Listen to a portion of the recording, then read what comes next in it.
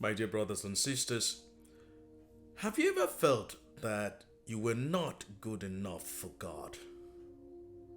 Maybe because of your past, maybe because of mistakes you regret, maybe because of sins that still weigh heavily on your heart.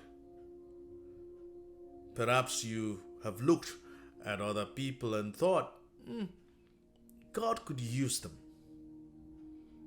God could bless them. God could forgive them. But not me. If you have ever felt that way, then today's gospel is for you. Because today's gospel is the story of a man who never expected Jesus to stop at his table. And yet, Jesus did. The gospel tells us, as Jesus passed by, he saw a man named Matthew sitting at the tax collector's booth. He said to him, "Follow me." And Matthew got up and followed him. To understand how shocking this was, we need to understand who Matthew was. Matthew was a tax collector. In the eyes of many people, he was a traitor, a collaborator, a sinner, someone who had sold himself for money. Nobody expected a tax collector to become a disciple. Nobody expected a tax collector to become a saint. Nobody expected a tax collector to become an apostle. But Jesus saw something that nobody else could see. Others saw his past. Jesus saw his future. Others saw his failures. Jesus saw his possibilities. Others saw a sinner. Jesus saw a saint in the making. And isn't that how God often works? Human beings tend to define people by the worst moments. God sees what his grace can still do. The world says, you will always be what you've been. Jesus says, you can become what I created you to be. That is why Christianity is not a religion of hopelessness. It is a religion of transformation. The greatest saints were not people who never fail. They were people who allowed Christ to lift them up. Think about Matthew. One conversation changed his life. One encounter changed his future. One word changed his destiny. Follow me. Follow me. And perhaps Jesus is speaking those same words to someone watching this video today. Maybe you are carrying guilt. Maybe you are carrying disappointment. Maybe you are carrying shame. Maybe there is something in your past that you wish you could erase. And Jesus is saying, follow me. Follow me anyway. Not after you become perfect. Not after you solve all your problems.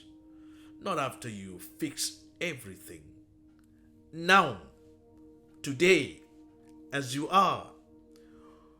One of the biggest lies people believe is that they must become holy before coming to Christ.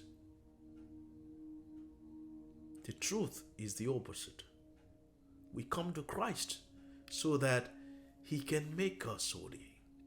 That is exactly why Jesus says something extraordinary in today's gospel. Those who are well do not need a physician, but the sick do.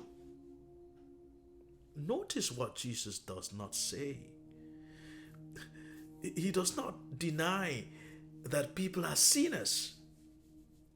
He does not pretend that sin does not matter. Instead, he compares himself to a doctor. And what does a doctor do? A doctor goes where the sick are. A doctor does not reject patients because they are sick. The sickness is the very reason the doctor comes. Jesus is telling us, I came for people who need mercy. I came for people who are struggling. I came for people who know they need help. I came for people who know they cannot save themselves. That should give us tremendous hope, because every one of us needs mercy. Every one of us needs healing. Every one of us needs grace. Then Jesus concludes with words that challenge us even today. I desire mercy, not sacrifice. The Pharisees were experts in religion, but they had forgotten compassion. They knew the rules, but they did not know the heart of God. Jesus reminds them that God's heart is full of mercy. And this is an important lesson for the church today. It is possible to know prayers and still lack compassion. It is possible to know doctrine and still fail to love. It is possible to appear religious and still forget mercy. Jesus wants both truth and mercy, holiness and compassion, faithfulness and love, because that is the heart of the gospel. As we reflect on this gospel, perhaps the most important question is this: how do I see myself? Do I see myself through the eyes of my failures or through the eyes of Christ? Matthew's life changed the moment he stopped listening to the voices that condemned him and started listening to the voice that called him. And that same voice is speaking today. Not only to saints, not only to the strong, not only to the righteous, but to every one of us, to the discouraged, to the wounded, to the sinner, to the person who thinks it is too late. Jesus is still passing by. Jesus is still looking. Jesus is still calling. And his message remains the same. Follow me. The question is, will we get up like Matthew? Or will we remain sitting at the table that is keeping us from becoming who God created us to be? Maybe we have the courage to rise. Maybe we have the humility to receive mercy. And may we discover that God's grace is always greater than our past. Amen.